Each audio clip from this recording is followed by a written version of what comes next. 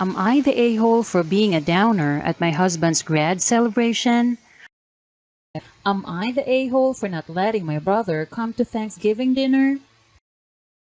Am I the a-hole for refusing to let my son sleep with his dad?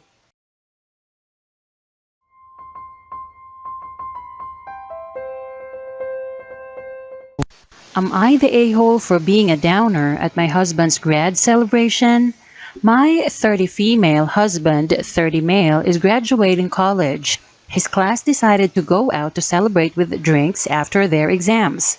He said significant others weren't invited. I had a routine checkup with my primary just before the celebration started, and she found a lump on my breast. I'm young, but have a history of breast cancer on my mom's side.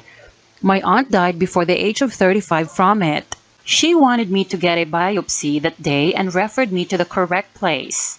It was going to be a few hours before they could see me as they were doing her a favor, and it was obviously short notice. I was a crying mess, so my husband reluctantly agreed for me to come wait with him at the bar for my appointment time. I got to the bar, introductions were made, and although I was quite scared, I felt I was nice to everyone and as talkative as I could be. I left my husband at the bar with his classmates and went for the biopsy, followed by a mammogram. It was terrifying, but my doctor was great and a nurse held my hand through it all. When I got home, my husband was pissed at me. Apparently, I offended his classmates because I was standoffish and rude to them. And in their words, just an overall downer that brought down the mood of the celebration. He said I embarrassed him and he regretted having me join them. I now feel terrible, like I ruined his day to celebrate with his friends, and maybe should have just kept the situation to myself so as not to bring him and them down. Am I the a-hole for not letting my brother come to Thanksgiving dinner? My brother has struggled with addiction for the better part of 2 decades. We, the siblings, are all in our 40s now, and he has been in and out of treatment and prison multiple times.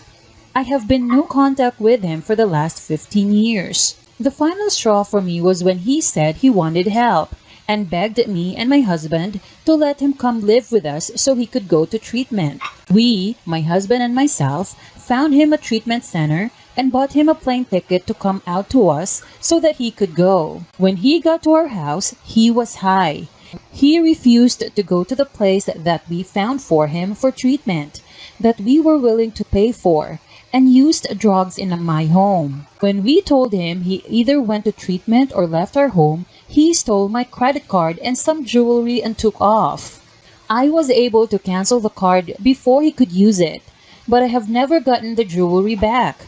After some major trouble with the law due to his drug use, my brother finally got sober 5 years ago. He is now married and expecting a child. We are also able to have family holidays for the first time in 2 years. I will be hosting Thanksgiving and my sister is hosting Christmas. My mother called me up on Sunday and asked if we would be inviting my brother and his wife. I told my mother that I would have to discuss it with my husband, but with all of the bridges that he has burned with us, it is probably going to be no.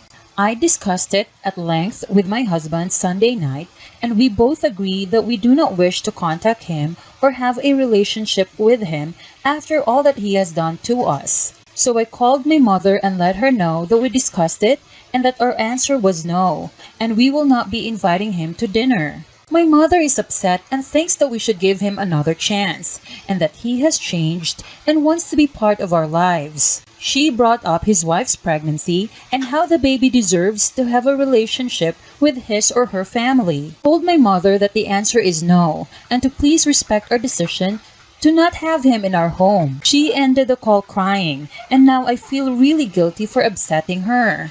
Am I the a-hole for not inviting my brother to Thanksgiving dinner? Am I the a-hole for refusing to let my son sleep with his dad? My husband has a chronic heart condition. We sleep in separate rooms and he has the master bed for himself, and the reason for that will be mentioned above.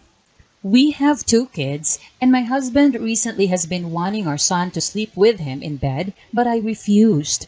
My concerns were that our son might pull his dad's cannula or medical devices since he's done it before when he rolled in his arm. Kids can be sleeping in different positions in bed, and their movement is unpredictable. Besides, my husband used to be catheterized before he removed it and now occasionally wets the bed since he's too slow and unable to walk properly. Whenever I tried to stop him, he'd say hurtful words like, "I'm jealous of my own son sleeping with him while I sleep in the other room," and tell me to stop preventing him from bonding with the kids. My final straw was days ago when I tried to get our son to sleep in the kids' room, but my husband yelled in my face, calling me controlling and preventing him from bonding with his son and spending time with him. I argue that what he's doing is wrong and risky, but he keeps saying it's just some cannula that can be replaced and he'll be careful from now on. But how can someone be careful while asleep? He banned me from coming to the bedroom and kept calling me bitter and jealous. I keep fighting with him about it and stopped my son from getting in the bed completely now. My husband thinks I'm cruel for doing this.